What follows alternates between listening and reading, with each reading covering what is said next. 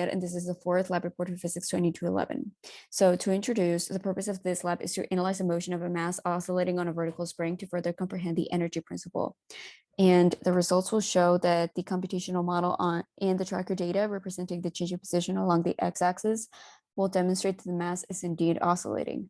In this experiment, we must understand 5 physics principles. First, Newton's second law, which strongly relates to the momentum principle. The spring force is a force exerted by a compressed or stretched spring upon any object that is attached to it. The force of gravity is the attraction the Earth has on an object falling to it.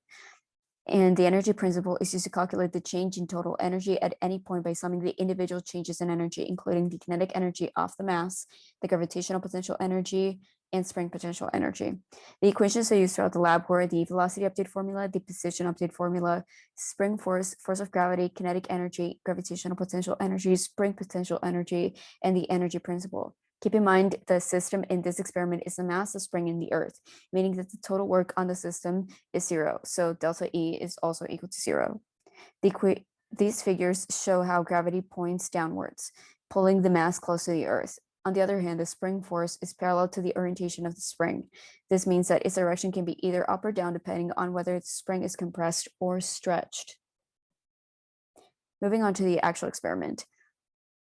The video shows the motion of the oscillating mass. With the aid of tracker, I was able to plot a graph of its position over time, where positive x will be to the right and the positive y points upwards, as we can see in the axis.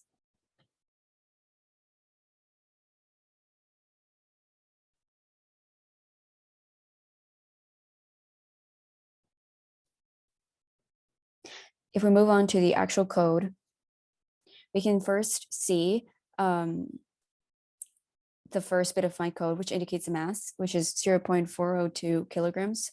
To set the initial position of the vector, I simply use the coordinates given in tracker, and the initial velocity was set at 0 because the object moves from rest. To calculate delta t, I used any 2 time intervals and took their difference. The constant used throughout the experiment were gravity near the Earth's surface, which is 9.8 meters per second squared.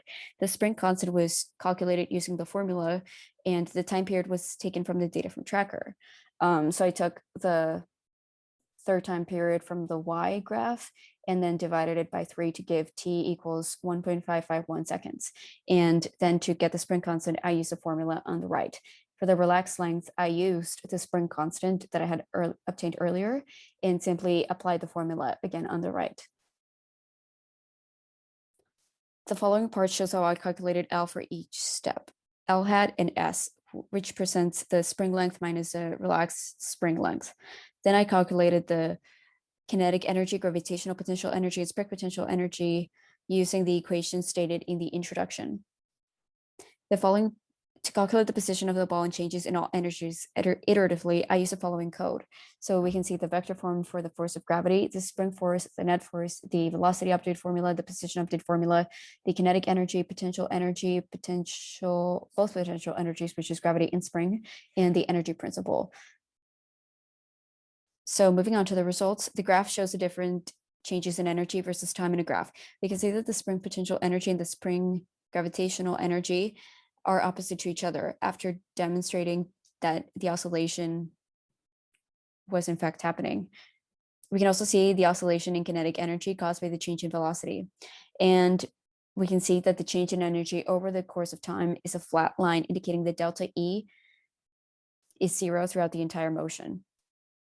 We can see the results for the exposition versus time.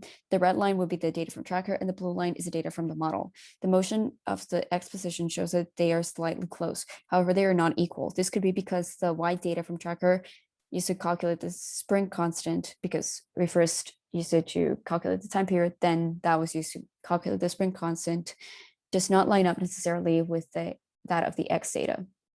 So if we move on to the reflection, as we mentioned before in the introduction, the change in energy of the system is equal to work. If no work is done, the total change in energy of the system should be 0, which is exactly what the results show, because delta E in the graph is flat.